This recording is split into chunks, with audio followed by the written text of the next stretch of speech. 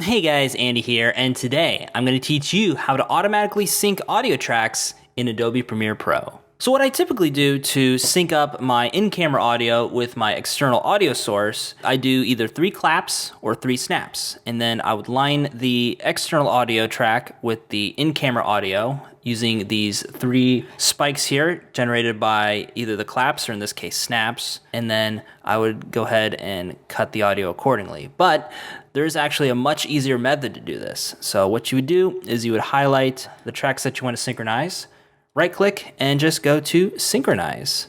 And then from there you can select either a start or an end point to synchronize it with, or you can use an audio track to synchronize it. So in this case we'll select track 1, hit OK. So that's one way to do it, but what if you didn't do any claps or snaps to synchronize the audio? Well, just go ahead and do the same thing. Select the audio and video file, go ahead and go to synchronize, and once again, select track 1, hit OK.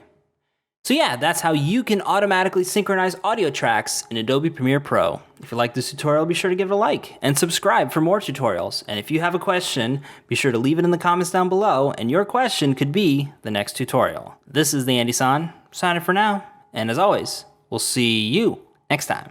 Bye guys.